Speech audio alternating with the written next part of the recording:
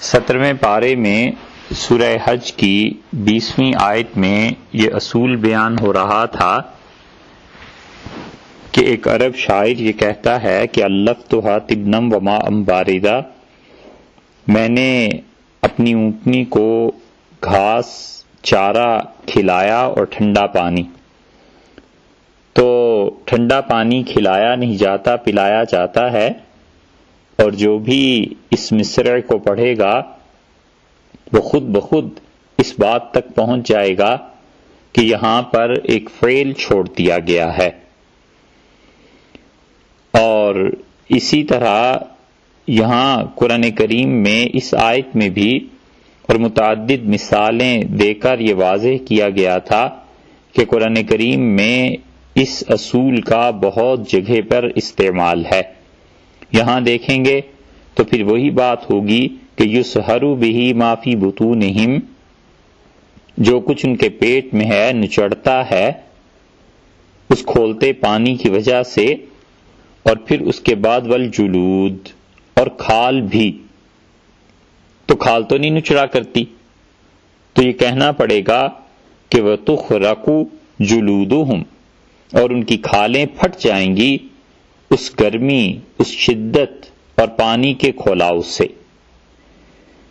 اور پھر اس آیت کریمہ سے ایک اور اصول کی بات بھی سمجھنی چاہیے، جہاں پر مفسرین بحث کرتے ہیں کہ قرآن کریم کی تفسیر کیسے ہوتی ہے، تو وہ ایک اصول کی بات بھی بیان کرتے ہیں کہ قرآن کبھی کبھی خود اپنی تفسیر ہی ایک جگہ سے دوسری جگہ پر کر دیتا ہے۔ ایک مقام مختصر بیان ہوتا ہے اور دوسری جگہ پر اس کی تشریح آ جاتی ہے۔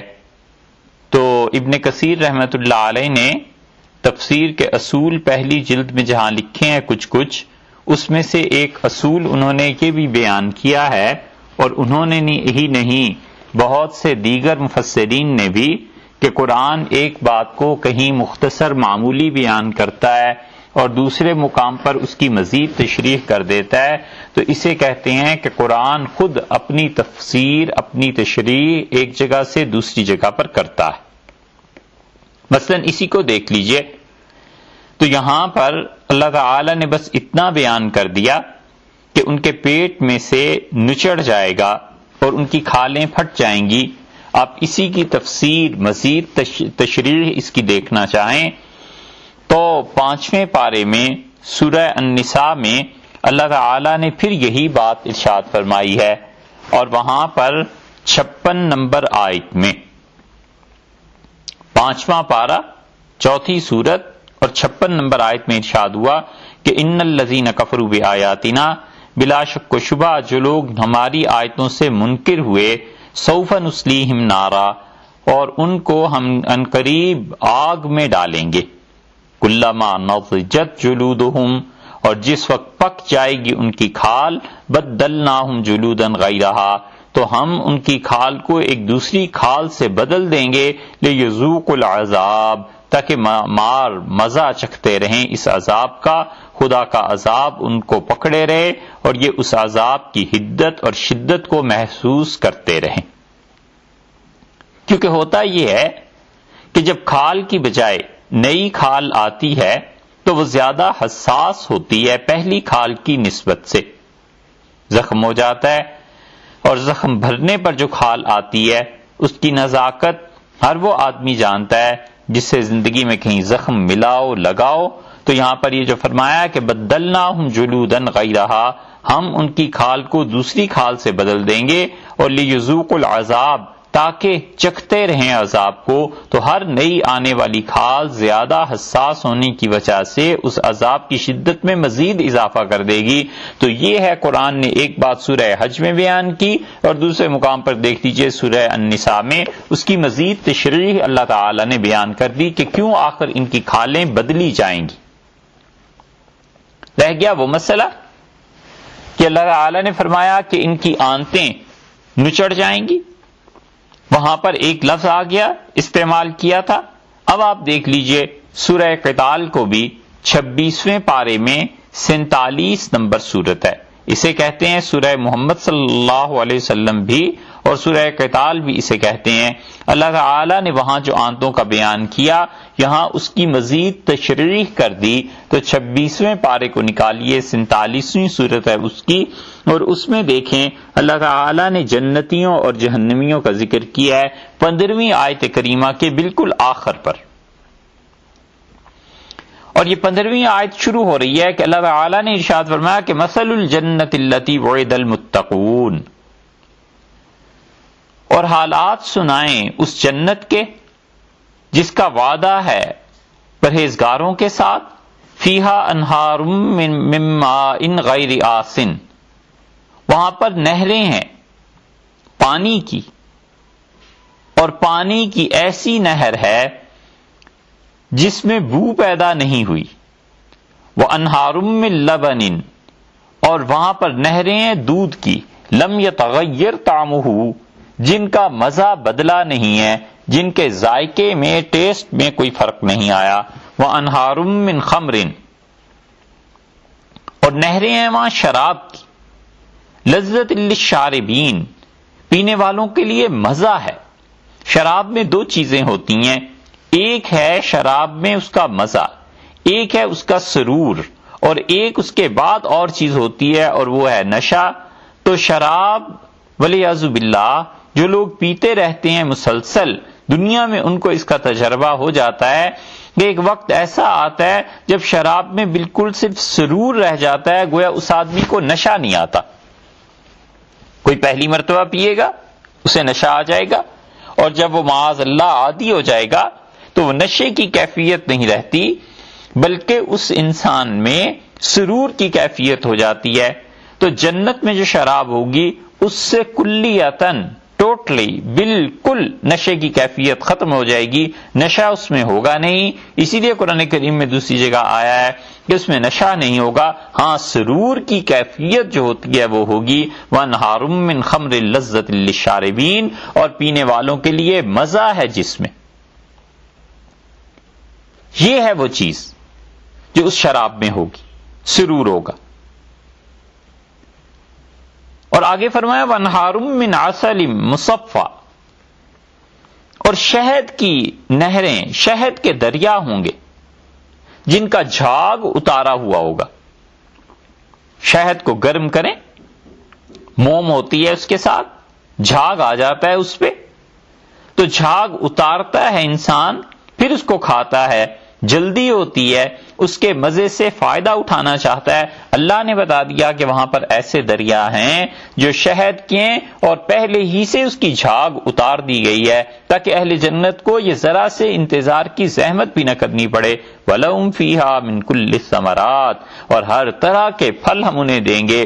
اور سب سے بڑی بات جو اس شہد اور شراب اور پاکیزہ پانی اور ہر قسم کے پھل، ان سب سے بڑھ کر جو چیز ہے وہ مغفرۃ من ربہم، اور ان کے رب کی طرف سے ان کے لیے معافی ہے۔ اللہ تعالی معاف فرما دے تو یہ بہت بڑا انعام ہے اس کا، اور اس سے بڑھ کر انعام اللہ کی رؤیت اور اللہ کی زیارت ہے۔ اور پھر فرماتے ہیں کمن ہوا خالد فی النار، کہ یہ جس کا تذکرہ ہم نے تم سے کیا ہے متقین کا، پاک لوگوں کا، اچھے لوگوں کا، کیا یہ ان کے برابر ہو جائیں گے؟ خالد فی النار، وہ شخص جو ہمیشہ آگ میں رہتا ہے، آگ میں رکھا جائے گا، وسقوا، اور پلائے جائیں گے، ماء حمیما، کھولتا ہوا پانی، فقطع امعاءہم، اور وہ کاٹ ڈالے گا ان کی آنتوں کو۔ تو یہاں پر اللہ تعالی نے تشریح کر دی نا کہ کیا ہوگا، کہ کھولتا ہوا پانی انہیں پلایا جائے گا اور اس سے ان کی آنتیں کٹ جائیں گی جسم میں اور وہ جسم سے نکل جائیں گی۔ تو یہاں پر مزید بات کر دی کہ کھولتے ہوئے پانی کے ساتھ یہ عذاب دیا جائے گا، اور یہ اس شخص کے متعلق ہے کمن ہوا خالد فی النار، جو ہمیشہ ہمیشہ جہنم میں رہے گا، یہ اس کے لیے ہے۔ تو یہ اصول کی تشریح ہو گئی کہ قرآن کبھی ایک چیز کو ایک مقام پر مختصر بیان کرتا ہے، دوسری جگہ تشریح کر دیتا ہے، کسی جگہ تشریح کرتا ہے تو آگے چلتے چلتے پھر یا پیچھے آتے آتے اشارہ کر دیتا ہے۔ مطلب یہ ہوتا ہے کہ آدمی کو اگر مزید تفصیل دیکھنی ہے تو اس مقام کو دیکھے گا، بات ساری کی ساری سمجھ میں آ جائے گی۔ تو ارشاد یہاں پر ہوا کہ یسہر بہ ما فی بطونہم، وہ نچڑتا ہے جو کچھ کے ان کے پیٹوں میں ہے اس کھولتے ہوئے پانی کی وجہ سے، وتخرق جلودہم، اور ان کی کھالیں پھٹ جائیں گی۔ اگلی آیت دیکھیے، اس میں فرماتے ہیں وَلَهُمْ مَقَامِعُ مِنْ حَدِيدٍ، اور ان کے لیے لوہے کے گرز ہیں۔ پہلی بات یہ کہی کہ وَلَهُمْ، ان کے لیے۔ اب یہ ان کے لیے سے کیا مراد ہے؟ مفسرین میں عمومی طور پر اس طرف گئے ہیں کہ وہ جو جہنمی ہیں ان کو سزا دینے کے لیے، اس لیے لام جو یہاں پر آ رہا ہے وَلَهُمْ، اور ان کے لیے، اس لام کا ترجمہ یا تشریح یا تفسیر مفسرین نے کی ہے وَعَلَيْهِمْ، یعنی ان کے اوپر، ان کو سزا دینے کے لیے مقامع من حدید، موگریاں ہیں لوہے کی۔ موگری بہت پرانا لفظ ہو گیا، گرز ممکن ہے یہ بھی سمجھ میں نہ آئے، لوہے کے لمبے لمبے بانس کی طرح کے آلات، سریا ہوتا تھا بہت لمبا، اور اس کے ایک طرف میں، ایک سائیڈ میں، ایک کنارے پر لوہا جمع کر کے پگھلا کر اسے موٹا کر دیا جاتا تھا، اور وہ مارتے تھے دشمنوں کو۔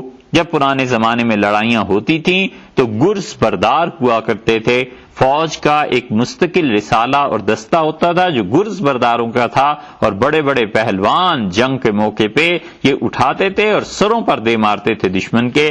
اللہ نے اس لفظ کا یہاں پر ذکر فرمایا ہے، ہتھوڑے آپ سمجھ لیجیے۔ پہلی بات یہ ہوئی ہے کہ وَلَهُمْ، اور ان کے لیے، کس کے لیے؟ اب عام طور پہ آدمی جب پڑھتے ہیں، تشریح کرتے ہیں، تو دوسرے پہلو کی طرف نظر نہیں جاتی۔ تو ایک پہلو تو اس کا یہ ہے کہ ان جہنمیوں کے لیے، اور دوسری بات بعض مفسرین نے لکھی ہے کہ وَلَهُمْ سے مراد ہم کی ضمیر فرشتوں کی طرف لوٹ رہی ہے۔ وہ کہتے ہیں کہ اس کا مطلب یہ ہے کہ وَلَهُمْ، وہاں پر جو فرشتے ہوں گے ان کے لیے ہوگا مقامع من حدید، لوہے کی موگریاں، لوہے کے گرز ان کے ہاتھوں میں ہوں گے، یعنی وہ مارنے کے لیے انہیں لوہے کے گرز دیے جائیں گے۔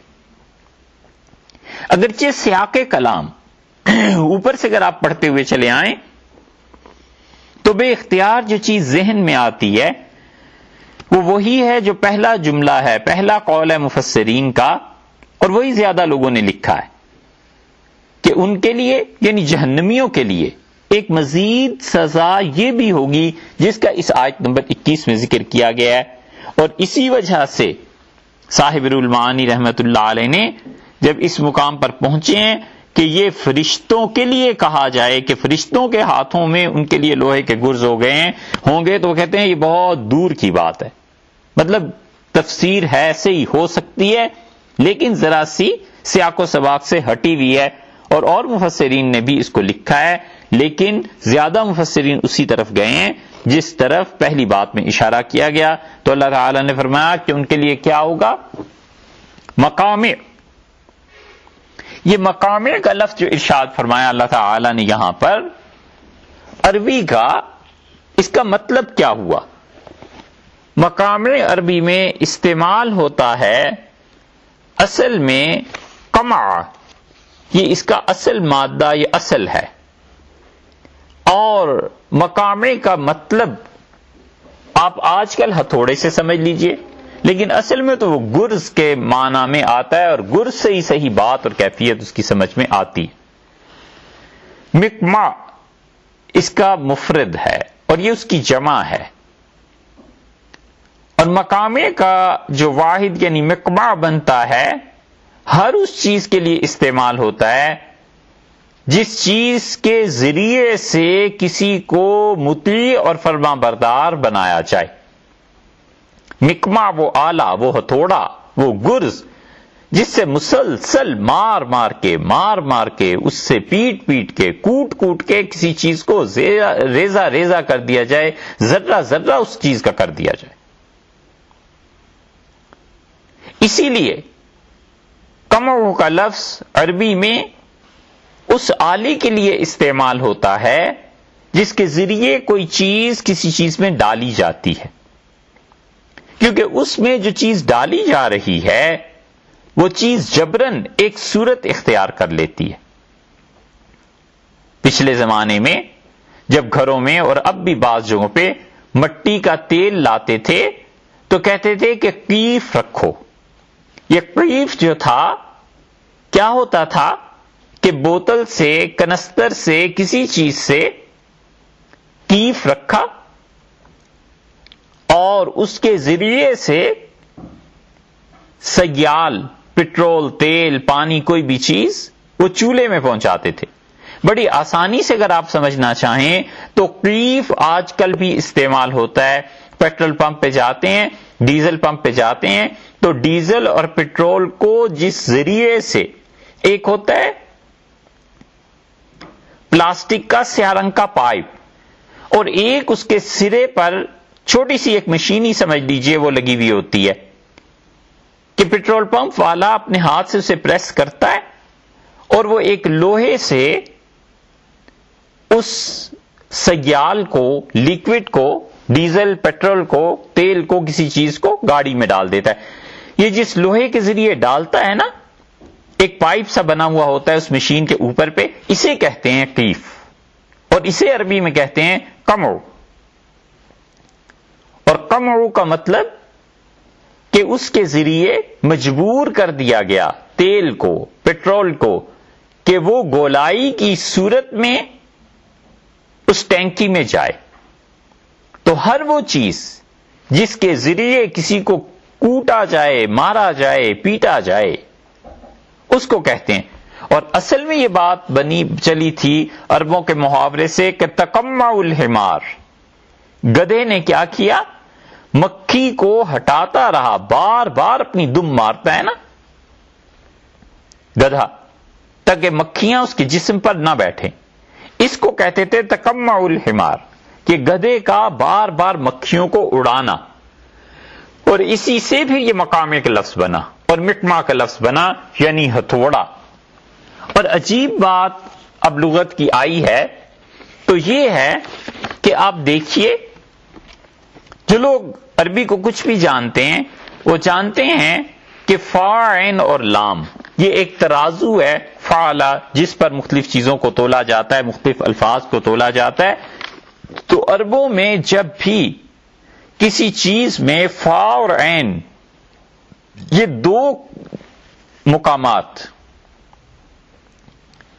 فا اور عین میں قاف اور میم آ جائے تو وہاں پر جبر کے معنی آ جاتے ہیں، تحکم، سختی۔ عربی کے جتنے الفاظ آپ کو ملیں گے جن میں قاف اور میم جمع ہو جائے، دو لفظ تیسرا کوئی اور ہو جائے، تو اس میں ہمیشہ جبر کے معنی آتے ہیں۔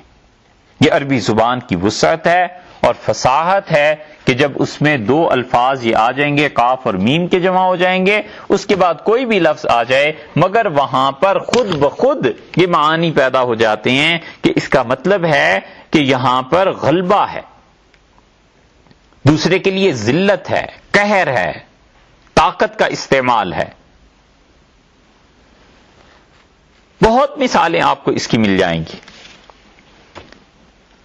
مثلا کم شاربہ، مونچھوں کو مونڈ کے رکھ دیا، صاف کر دیا،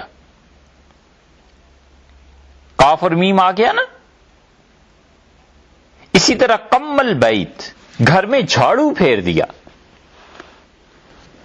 تکمم ما علی المائدہ، کمما خشک کر دینا، ختم کر دینا۔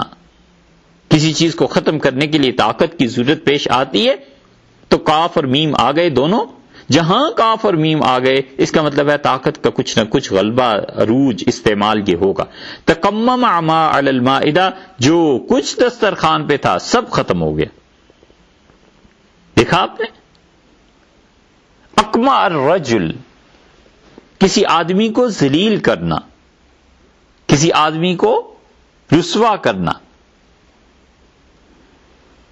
اسی سے وہ لفظ بنا ہے قمی۔ قمی کس کو کہتے ہیں؟ ذلیل، حقیر، کمینہ، کم درجے کا آدمی، والعیاذ باللہ۔ اور بر صغیر میں یہ مستقل ایک صنف رہی ہے اور اب بھی ہے، جس کو بڑے بڑے لوگ یہ کہتے ہیں کہ یہ کمی کمین ہے۔ تو اگر یہ لفظ عربی سے بنا ہے تو عربی میں تو پہلے سے ہی قاف اور میم جہاں پر یہ جمع ہو جائیں اس میں ذلت، حقارت، یہ چیز، غلبہ، طاقت کا استعمال یہ آ جاتا ہے۔ تو کمی جو عربی میں لفظ ہے وہ بھی ذلیل اور حقیر کے معنی میں استعمال ہوتا تھا۔ ایسے ہی قمر قمرن، قمر الرجل مالہ، کسی آدمی کو مال چھین لینا، اور قمرہ سفیدی، یعنی نہایت شدید سفید رنگ کی وجہ سے کسی کی بینائی چندھیا جائے، جیسے کہ برف کی وجہ سے ہوتا ہے۔ چاند کو بھی قمر اسی لیے کہتے ہیں کہ چاند جو ہوتا ہے آسمان میں آدمی دیکھتا ہے تو متحیر ہو جاتا ہے، پریشان ہو جاتا ہے، چندھیا جاتی ہیں آنکھیں اس کی، تو انسان عاجز آ جاتا ہے۔ تو انسانوں میں عاجزی یہ چیز کا ہو جانا، اسی لیے قاف میم آ گیا نا۔ تو جب کسی آدمی کی آنکھیں برف کی سفیدی کی وجہ سے پھٹ جائیں اور چندھیا جائیں اور نظر نہ آئے تو اسے کہتے ہیں۔ ایسے ہی بعض لوگوں کو چاندنی راتوں میں نیند نہیں آتی، چاند کی روشنی ان کے لیے تکلیف دہ ثابت ہوتی ہے، آنکھوں میں لگتی ہے۔ تو یہ سارے الفاظ جو بنے ہیں قاف اور میم، اسی طرح آپ دیکھیے عرب استعمال کرتے ہیں اسی لفظ کو، قاف اور میم آ گیا نا، جن الفاظ میں بھی آگے تیسرا لفظ چاہے اس کا حرف، تیسرا حرف اس کا بدل جائے، لیکن یہ حروف جہاں بھی آئیں، مثلا قمصہ، پانی میں ڈبونا، اقمص الکوكب، ستارہ ڈوب گیا، قمصت الدلو فی الماء، ڈول پانی میں ڈوب گیا۔ اسی لیے سمندر کے لیے بھی یہ لفظ استعمال ہوتا ہے۔ تو قماس سمندر کو کہتے ہیں، بڑا اور گہرا سمندر، اور قماس سمندر کے لیے آیا تو قوامیس ڈکشنری کو کہتے ہیں۔ قاموس کا نام آپ نے اگر لفظ سنا ہو یہ، تو قاموس کا لفظ ڈکشنری کے لیے استعمال ہوتا ہے، کیونکہ وہ بھی ایک طرح سے الفاظ کا سمندر ہوا کرتا ہے، تو یہ سارے الفاظ استعمال ہوتے ہیں۔ مثلا آپ اور ایک لفظ دیکھ دیجئے، قمیص ہم اردو میں بولتے ہیں، تو کیا ہوتا ہے؟ قمصہ، اس میں کاٹی جاتی ہے نا قمیص، تو وہ بھی اسی سے بنا ہے، کیونکہ اس میں بھی تقمص، قمیص کا پہننا، جبر ہے، کپڑے کا کاٹنا ہے، تو ذلت، کم درجہ ان میں پایا جاتا ہے۔ بچوں کو باندھتے ہیں کپڑے میں، گہوارے میں بچے کو لپیٹ دیتے ہیں، تو اسے بھی یہ کہتے ہیں کہ قیمات، وہ رسی جس سے باندھا جائے، وہ چوڑا کپڑا جس میں بچے کو لپیٹ دیتی ہے ماں، اسے بھی قیمات کہتے ہیں۔ تو عربوں کی لغت کی یہ وسعت ہے اور بہت زیادہ ہے۔ تو یہاں پر اللہ تعالیٰ نے جو مقامے کا لفظ ارشاد فرمایا ہے، تو اس کا مطلب یہ ہوا کہ وَلَهُمْ مَقَامِعُ مِنْ حَدِيدٍ، اور ان کے لیے لوہے کے گرز ہیں، وہ لوہا جسے ڈھالا گیا ہے، وہ لوہا جس کو آگ سے پکا کر اس کے گرز تیار کیے گئے ہیں، یہ ان لوگوں کے لیے ہے جو وہاں پر ہوں گے۔ یا پھر دوسری تفسیر، اگرچہ وہ زیادہ مفسرین نے اسے ترجیح نہیں دی، یہ ہے کہ ان فرشتوں کے لیے گرز ہیں، یعنی ان فرشتوں کے پاس گرز ہوں گے اور وہ اس سے ماریں گے لوگوں کو، اور یہ سزا ان لوگوں کو دی جائے گی جو دنیا میں حق کا انکار کرتے تھے اور اللہ کی بات کو نہیں مانتے تھے. جو جس درجے کا باغی تھا اسی درجے کی اس کو سزا ملے گی. پھر ارشاد فرمایا اللہ تعالی نے کہ ان کے لیے ایک تو یہ عذاب ہے، اور پھر ایک اور عذاب بھی ارشاد فرمایا اگلی آیت میں کہ کلما ارادو، جس بار چاہیں گے کہ ان یخرجوا منہا، نکلیں اس آگ سے، من غم، گھٹن کے مارے، اعیدوا فیہا، دوبارہ ڈال دیے جائیں گے اس کے اندر.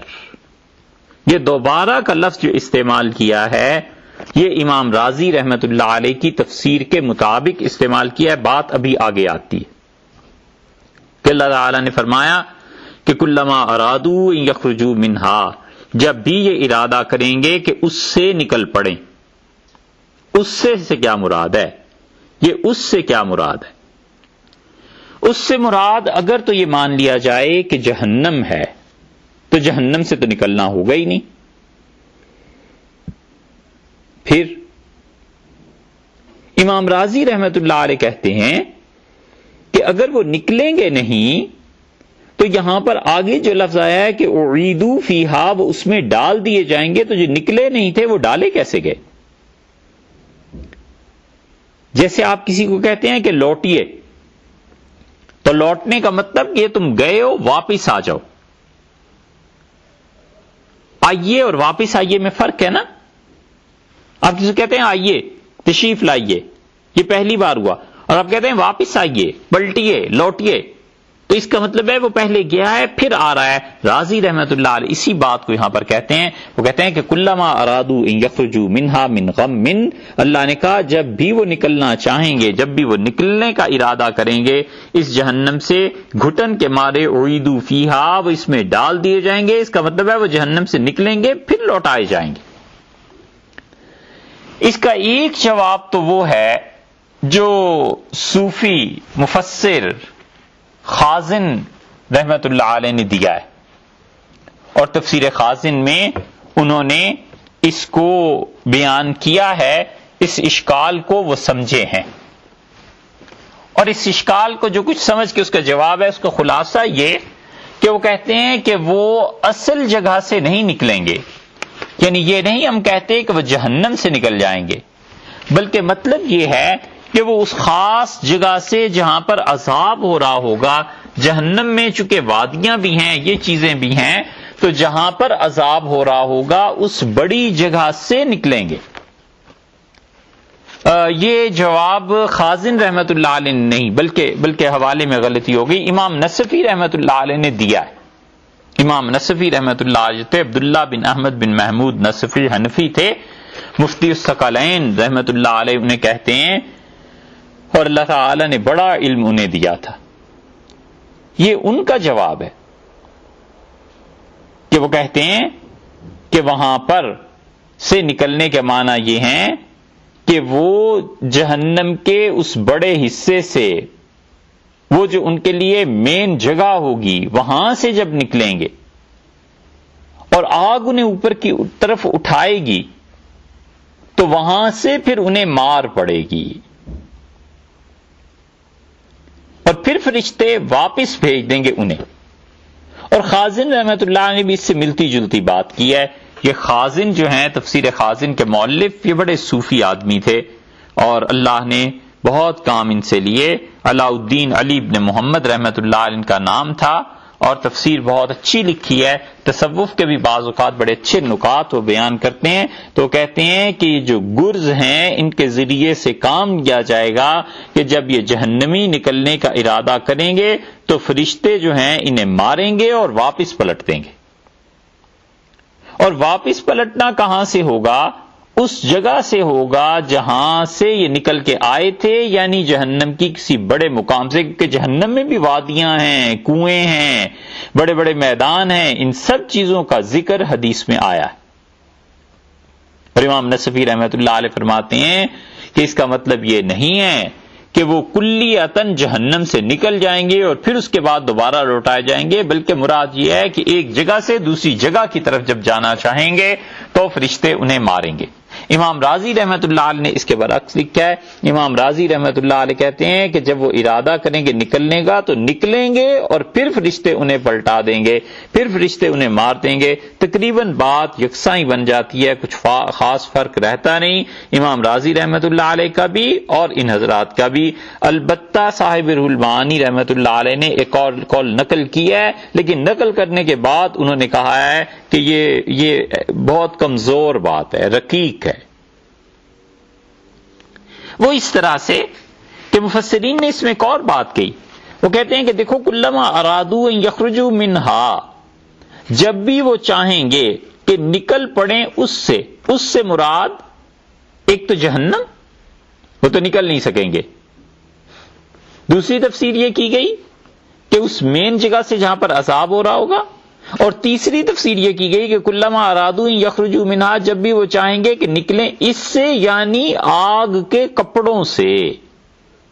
وہ جو اوپر بیان ہوا ہے کہ قطعت لہم ثیاب من نار، ان کے لیے کپڑے بیونتے جائیں گے آگ سے، تو آگ کے ان کپڑوں سے نکلنے کی جب کوشش وہ کریں گے، اعیدوا فیہا، فرشتے پھر انہیں آگ میں ڈال دیں گے، پھر آگ میں پہنچا دیے جائیں گے۔ کپڑے اتریں گے تو دوسری آگ لگ جائے گی، پھر کپڑے اتریں گے پھر تیسری آگ لگ جائے گی۔ اسی لیے کسی صوفی نے کہا کہ جہنم میں ننگا رہنا ان کے لیے بہتر تھا، جس طرح دنیا میں ننگوں کے کام کرتے تھے، وہاں پہنچ کر انہیں پتا چلے گا کہ کپڑے جو یہاں اتارنے کے خواہش مند تھے وہاں پہنائے گئے تو کیسے پہنائے گئے۔ معاذ اللہ، کلما ارادو ان یخرجوا منہا، جب بھی وہ چاہیں گے کہ خدا کے اس عذاب سے نکلیں، اللہ کے فرشتے ماریں گے اور پھر انہیں لوٹا دیں گے اس کی عذاب کی طرف۔ من غم، ارشاد ہوا گھٹن کے مارے، یعنی کوئی چیز انہیں گھیر لے گی، ان پر غالب آ جائے گی، ان کو گھٹن محسوس ہوگی، تو اس گھٹن سے چھٹکارا حاصل کرنا چاہیں گے۔ اور وہ گھٹن کیا ہے؟ غم کا لفظ استعمال کیا گیا، اور اللہ تعالی نے یہاں پر دیکھیے نکرہ استعمال فرمایا نا، غم من، تو نکرہ کا مطلب تفخیم کے لیے، یعنی بڑی ہی گھٹن محسوس کریں گے، شدید گھٹن محسوس ہوگی۔ وہ گھٹن شروع ہوتی ہے جب فرشتے مارنا شروع کریں گے روح کے نکالتے ہوئے، اور پھر وہ گھٹن ہر دن بڑھتی ہی چلی جاتی ہے۔ جب ماریں گے فرشتے کہ اللہ کی اس زمین پہ کیا کیا تم ظلم کرتے رہے، اور خدا کی اس زمین پہ اللہ کے احکامات کی کیا کیا خلاف ورزیاں ہوتی رہیں، اور کیا کیا ظلم ہوتے رہے، اور تم سارے ان مظالم میں شریک تھے، اور تمہیں اپنے کبر اور ظلم سے قطع نظر اور کوئی چیز نظر ہی نہیں آئی، تو وہ گھٹن یہاں سے شروع ہوگی حتیٰ کہ پھر قبر کی گھٹن ہے، پھر قبر کے بعد اس سے بڑی گھٹن ہے جو جہنم کی ہے، جس کا اللہ تعالی نے اس آیت میں تذکرہ فرمایا ہے۔ تو یہ گھٹن در گھٹن ہے، اور انسان چاہے گا کہ اس سے نکلے۔ آج اللہ نے اسے بتایا ہے کہ تم نکل سکتے ہو، اور وہ چھوٹی سی بات ہے کہ ظلم نہ کرو، کبر نہ کرو، حق اور سچائی جب سامنے آئے اس کے سامنے اپنے گردن کو جھکا دو، اپنے سر کو جھکا دو، اور مان جاؤ سچائی کیا ہے، مان جاؤ جس کا جو حق بنتا ہے اس تک پہنچاؤ۔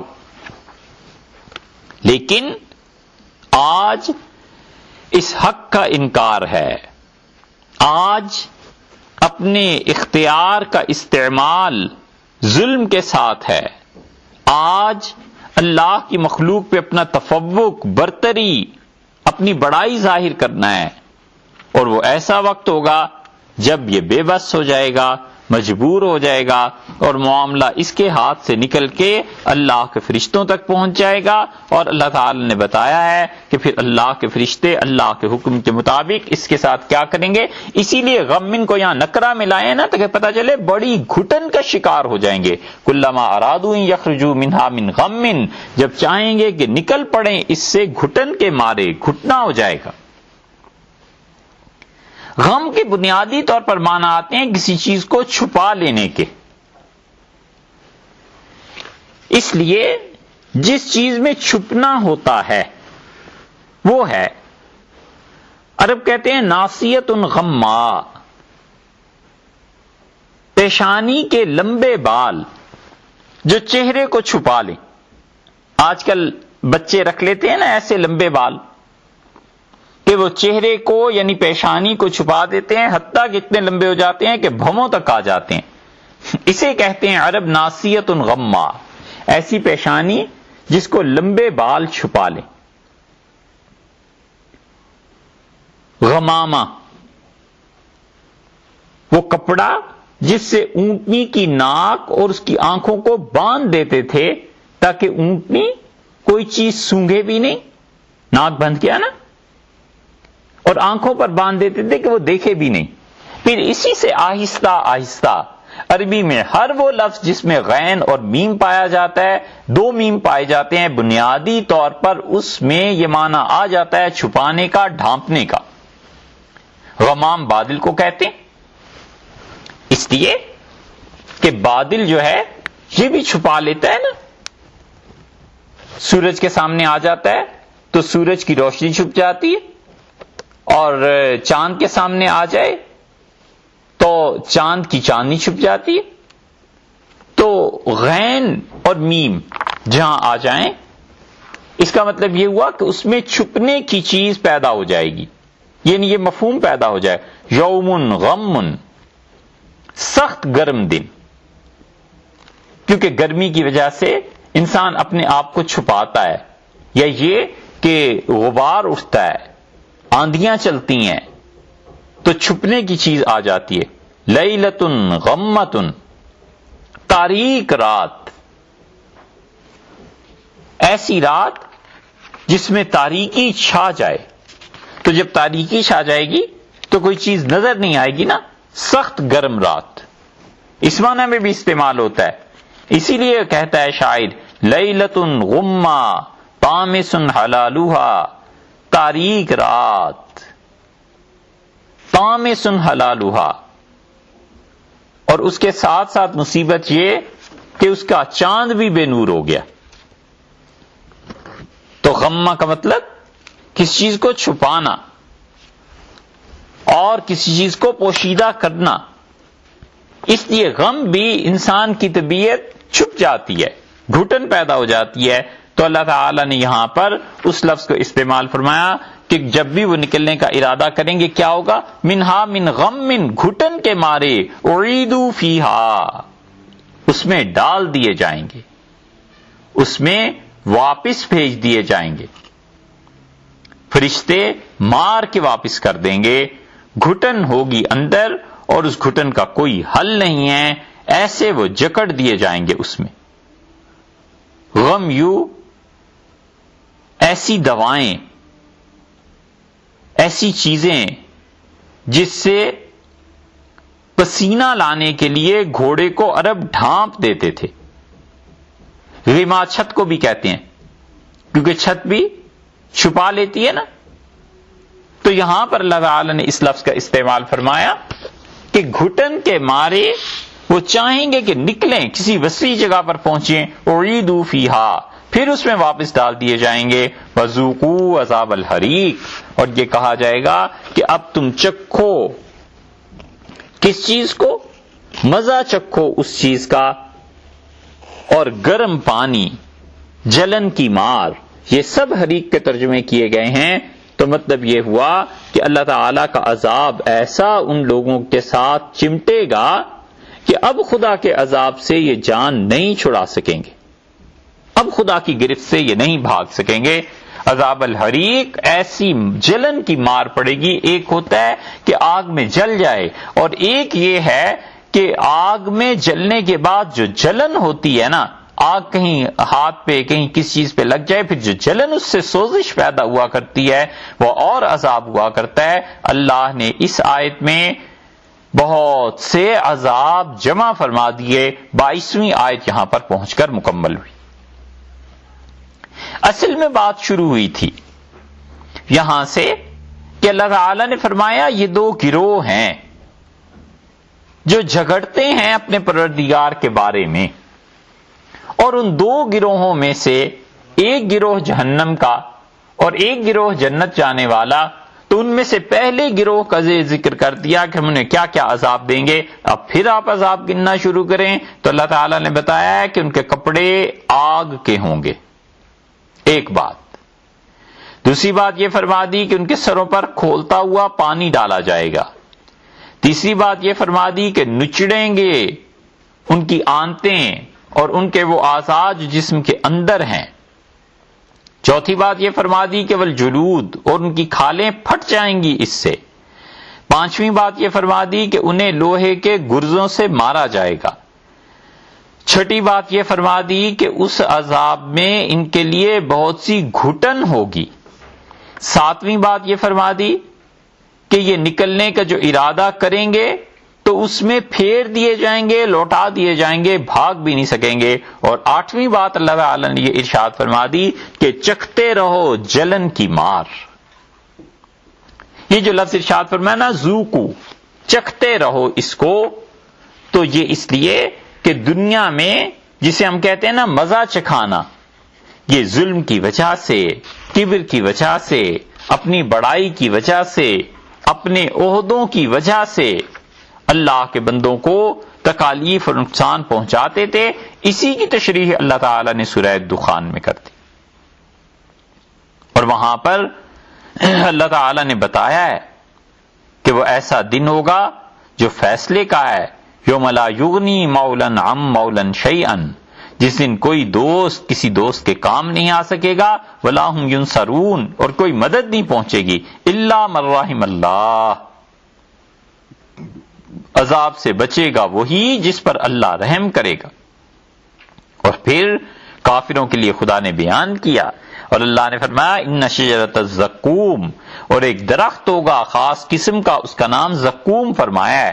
طعام الاسیم، گناہگاروں کا ہوگا کھانے کے لیے. کل محل، ایسے ہوگا کھانا جیسے پگھلا ہوا تانبا ہوتا ہے. یغلی فی البطون، اور کھولے گا، وہ کھولتا ہے ان کے پیٹوں میں. کغلی الحمیم، جیسے پانی کھولتا ہے آگ پہ اور آگ پانی کو کھولا دیتی ہے، اسی طرح یہ کھانا ان کے پیٹوں میں جو کچھ ہوگا کھولا دے گا. خذو، پکڑو اسے. فاتلو، دھکے دو اسے، دھکیل کر گھسیٹ کر لے جاؤ. الی سواء الجحیم، جہنم کے بیچوں بیچ اس کو لے جاؤ. ثم صبوا فوق راسہ، اور پھر اس کے سر پر ڈالو من عذاب الحمیم، کھولتا ہوا پانی اس کے سر پہ ڈالو. سیدنا عمر رضی اللہ عنہ کے سامنے ایک آدمی لایا گیا اور وہ بہت زیادہ اعتراضات کرتا تھا اسلام پہ. اور سیدنا عمر رضی اللہ عنہ سے سمجھایا. پھر جب وہ اپنی روش سے باز نہیں آیا نا، تو حضرت عمر رضی اللہ عنہ نے اس کے لیے حد جاری فرمائی، یا اس کے لیے مناسب یہ کہ تعزیر جاری فرمائی. اور حضرت عمر رضی اللہ عنہ اس کے سر پر مارا. تو اس نے دیکھا تو اس کا مطلب یہ تھا کہ مار تو پڑنی ہے، سر پہ کیوں مار رہے ہیں. تو حضرت عمر رضی اللہ عنہ نے سر کی طرف اشارہ کیا اور زبان کی طرف، اور فرمایا جب یہاں خرابی پیدا ہو جائے نا، یعنی سر میں، تو پھر زبان سے ایسی باتیں نکلا کرتی ہیں. اس لیے جہنمیوں کے یہ جو سر پہ کھولتا ہوا پانی ڈالا ہے، اس میں اور اس چیز میں مناسبت ہے کہ دنیا میں بھی دماغ چڑھا ہوا رہتا تھا، دنیا میں اپنے آپ کو بہت کچھ سمجھتا تھا، دماغ میں خناس سمایا ہوا تھا، یہ ہوا بھری ہوئی تھی کہ جو میں چاہوں کر لوں. اللہ نے کہا اپنے فرشتوں سے خذوہ، پکڑو اس مجرم کو. فاتلوہ الی سواء الجحیم، اور جہنم کے بیچوں بیچ سے دھکیلتے ہوئے گھسیٹتے ہوئے لے جاؤ اس ظالم کو. ثم صبوا فوق راسہ من عذاب الحمیم، اور پھر ڈالو اس کے سر پر کھولتا ہوا پانی، اور پھر کہا جائے گا ذق، چکھ. انک انت العزیز الکریم، تو دنیا میں بڑی عزت والا بنتا تھا. یہ ہے وہ چیز جو مناسبت پیدا ہو گئی نا کہ کیوں آخر سروں پر پانی ڈالیں گے. یہاں سے پتا چلتا ہے کہ اسے یہ ساتھ سنا بھی دیا جائے گا کہ یہ سزا بے وجہ نہیں مل رہی. جو دنیا میں اعمال کیے اس کے انجام میں تمہیں یہ سزا مل رہی ہے، ذق چکھ اسے، انک انت العزیز الکریم، تو دنیا میں بڑی عزت والا بنتا تھا، الکریم اور سردار بنتا تھا۔ اس لیے جتنے لوگ اللہ کی اس کائنات میں اللہ کے مکر سے، اللہ کی تدبیر سے، اللہ تعالی کے پکڑنے سے اپنے آپ کو بے نیاز سمجھتے ہیں ولیعذ باللہ، یا بھولے بیٹھے ہیں آخرت کے دن کو، انہیں چاہیے کہ ان آیات سے سبق حاصل کریں۔ ان آیات میں اللہ نے صاف صاف بتا دیا ہے کہ جہنم میں لوگوں کے ساتھ کیا کچھ کیا جائے گا۔ اسی لیے رسول اللہ صلی اللہ علیہ وسلم نے بار بار خدا کے عذاب کا ذکر کیا ہے، اور نبی کریم صلی اللہ علیہ وسلم نے بتایا ہے کہ وہ کوئی چھوٹی سی چیز نہیں، وہ زندگی کے حقائق میں سے ہے، اور آدمی جو کچھ کرتا ہے قیامت میں اپنے انجام اعمال کا انجام دیکھے گا۔ اور یہ دنیا میں بھی ہوتا ہے، جو شخص اپنے اعمال کے انجام سے بے خبر رہتا ہے، اس شخص کو زمانے کی گرفت سے کوئی نہیں بچا سکتا۔ ہمیشہ آدمی سوچتا رہے کہ جو عمل آج میں کر رہا ہوں، کل قیامت میں اللہ کے یہاں پہنچ کے، حتیٰ کہ اس دنیا میں مجھے اس عمل کے نتیجے میں کیا چیز دیکھنی پڑے گی، اہل جہنم جیسے اعمال کرے اور پھر یہ چاہے کہ قیامت میں اللہ کے یہاں اس کا چھٹکارا ہو جائے، نہیں ہوتا بھائی۔ اللہ تعالی کے ہاں عدل بھی ہے، اور خود عقل کہتی ہے کہ ایک دن ایسا آنا چاہیے کہ جب دنیا میں ظلم کرنے والے کو سزا ملے، اور جس نے ظلم کو برداشت کر لیا ہے، جو بیچارہ کچھ کہہ نہیں سکتا تھا، کر نہیں سکتا تھا، اس کو اس صبر کی جزا ملے، اور وہ دن آنے والا ہے، اور وہ قیامت کا دن۔ اسی لیے رسول اللہ صلی اللہ علیہ وسلم نے جہنم کی جو چیزیں بیان کی ہیں، ان میں خاص اہتمام سے ان لوگوں کا ذکر ہے جو حق سے منہ پھیر لیتے تھے، جو سچائی سے منہ پھیر لیتے تھے، اور وہ جہنم کچھ معمولی چیز نہیں۔ قرآن نے بتایا ہے وَتَقُولُ هَلْ مِن مَّزِيدٍ، جب لوگ ڈال دیے جائیں گے، انسان ڈال دیے جائیں گے، تو پھر بھی وہ کہے گی کہ اللہ کوئی اور چیز ہے تو مجھ میں وہ بھی ڈال دے، یہاں تک کہ اللہ تعالی اسے بھر دیں گے۔ صحیح بخاری کی روایت میں آتا ہے کہ رسول اللہ صلی اللہ علیہ وسلم فرمایا، یہ متکبر لوگ، یہاں یہ جو سورہ حج میں آیا نا کہ ذوقوا عذاب الحریق، جلن کی مار چکھو، اور گرم کھولتا ہوا پانی ڈالا جائے گا، اور سورہ دخان میں جو آیا ہے کہ ذق چکھ، آپ ان دونوں آیات کے ساتھ اس حدیث کو بھی دیکھیے۔ حضور اقدس صلی اللہ علیہ وسلم نے فرمایا کہ سرخ چیونٹیاں جیسے ہوتی ہیں، قیامت کے دن متکبر اور مغرور لوگوں کو ان سرخ چیونٹیوں کی طرح اٹھایا جائے گا، اور ہر جگہ پر قیامت میں میدان حشر میں لوگ انہیں پاؤں کے نیچے روندیں گے، یہاں تک کہ ان چیونٹیوں نما انسانوں کو جہنم کی اس وادی میں رکھا جائے گا جس کا نام بولس رسول اللہ صلی اللہ علیہ وسلم نے ارشاد فرمایا، اور آپ نے فرمایا جہنمیوں کا خون اور پیپ یہ سب اس وادی میں آئے گی، اور فرشتے ماریں گے ان متکبر لوگوں کو، مغرور لوگوں کو، اور کہیں گے پیو اس سے، اور اس میں ان لوگوں کو رکھا جائے گا جو دنیا میں شراب کے عادی ہو گئے تھے۔ دوسری جگہ آتا ہے حضور اقدس صلی اللہ علیہ وسلم نے صحابہ کرام رضی اللہ عنہم سے کہا، سیدنا علی بن ابی طالب رضی اللہ عنہ کی روایت ترمذی میں آئی ہے کہ حضرت صلی اللہ علیہ وسلم نے فرمایا کہ جب الحزن، ایک کنواں ہے جہنم میں، اور اللہ کی پناہ مانگو اس کنویں سے۔ ہم نے کہا اللہ کے رسول وہ کون سا کنواں ہے؟ تو حضور صلی اللہ علیہ وسلم نے فرمایا یہ جہنم میں بہت بڑی ایک وادی ہے، اور اتنا شدید اللہ کا عذاب اس وادی میں، گویا پوری وادی ایک کنواں ہے، کنواں اتنا بڑا ہے کہ اس کے اندر ایک وادی ہے پوری. جہنم اس سے دن میں 170 مرتبہ پناہ مانگتی ہے.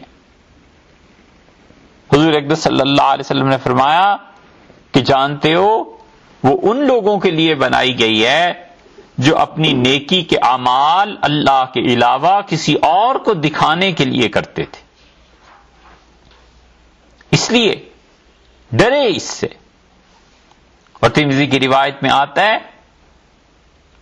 حضرت ابو ہریرہ رضی اللہ عنہ کی روایت میں آتا ہے کہ 100 مرتبہ اللہ کی پناہ مانگو. ابن ماجہ میں بھی آیا ہے کہ رسول اللہ صلی اللہ علیہ وسلم فرمایا جہنم خود اس سے پناہ مانگتی ہے. ہم نے کہا اللہ کے رسول کون لوگ اس وادی میں داخل کیے جائیں گے؟ حضور اقدس صلی اللہ علیہ وسلم نے فرمایا وَإِنَّ مِنْ أَبْغَضِ الْقُرَّاءِ إِلَى اللَّهِ تَعَالَى، اللہ کے نزدیک سب سے بدترین دین کے جاننے والے، قاری، حافظ، مولوی جو بھی ہو دین کا جاننے والا، سب سے بدتر وہ ہیں جو حکمرانوں کے پاس جائیں گے تاکہ ان کے ظلم کی تصدیق کریں. یہ ہیں سرکاری علماء کہ جو کچھ حکومت وقت کہے اس کے مطابق فتوے دیں اور حکومت کے ظلم کے اعمال کو بھی وہ عین حق قرار دیں. یہ چند دن کا کھیل ہے، بس جب فرشتے نظر آئیں گے اور وہ عالم کھلے گا سب چیزیں پتہ چل جائیں گی. یہ سب کی سب چیزیں ان کے لیے جنہوں نے دنیا میں عدل سے کام نہیں لیا، تواضع سے کام نہیں لیا اور اپنے آپ کو کچھ سمجھتے رہے. حضور اقدس صلی اللہ علیہ وسلم فرمایا عبداللہ ابن مسعود رضی اللہ عنہ کی روایت میں کہ قیامت میں سب سے زیادہ سخت عذاب اس شخص کو ہوگا جس نے کسی نبی علیہ الصلوۃ والسلام کو قتل کر دیا یا پھر نبی صلی اللہ علیہ وسلم نے اسے قتل کر دیا. مسلم کی روایت میں آتا ہے. تو انبیاء علیہ الصلوۃ والسلام نے کیوں قتل کیا اور انبیاء علیہ الصلوۃ والسلام کو کیوں قتل کیا گیا؟ دونوں جگہ آپ دیکھیں گے بات وہی ہے کہ میں، انا، حق کے سامنے نہ جھکنا، سچائی کی بات کو تسلیم نہ کرنا، لوگوں پر ظلم کرنا، لوگوں کو ان کے حقوق سے محروم کرنا. امام بخاری رحمۃ اللہ علیہ اپنی تاریخ میں روایت لائے ہیں ایک صاحب کی کہ انہوں نے کچھ بات کہی اور بات کہی حضرت خالد ابن ولید رضی اللہ عنہ سے. تو خالد ابن ولید رضی اللہ عنہ نے اس آدمی کی بات پر سوچنا شروع کیا تو کسی نے کہا کہ تم نے خالد ابن ولید رضی اللہ عنہ کو غصہ دلا دیا. تو انہوں نے فرمایا نہیں، میں غصے میں نہیں آیا. تو اس آدمی کو ڈر یہ لگا کہ جب امیر غصے میں ہیں تو یہ ممکن ہے مجھے سزا دیں. انہوں نے کہا بالکل مت گھبراؤ، میں نے حضور صلی اللہ علیہ وسلم سے سنا ہے، آپ نے فرمایا سب سے زیادہ عذاب جہنم میں دیا جائے گا ان لوگوں کو جو دنیا میں لوگوں کو بے گناہ عذاب میں مبتلا کرتے تھے. کوئی عذاب نہیں، سچ بات کا کہنا، حق کا بولنا، سچائی کی راہ دکھانا کوئی غلط کام نہیں ہے. لیکن جن لوگوں کے دماغ میں کبر ہوتا ہے وہ سچائی کو سننا نہیں چاہتے، حق کو دیکھنا نہیں چاہتے. نتیجہ یہ نکلتا ہے کہ وہ اپنے عہدے، اپنی طاقت کی بنیاد پر لوگوں کو کچلتے ہیں، سچ بولنے والوں کی زبانیں کاٹتے ہیں، بس چلتا ہے مروا دیتے ہیں، فیصلے کر لیتے ہیں کہ اس کو اڑا دو، اس کو اٹھا دو، اس کو جیل میں ڈال دو. ایسے لوگوں کو مہینوں اور برسوں ان کا پتہ نہ چلے کہ وہ کہاں ہیں اور کہاں نہیں ہیں.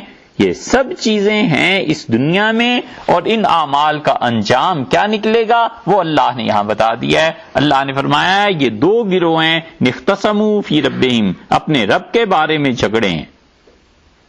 اللہ تعالی کے بارے میں جھگڑا انہوں نے شروع کر دیا۔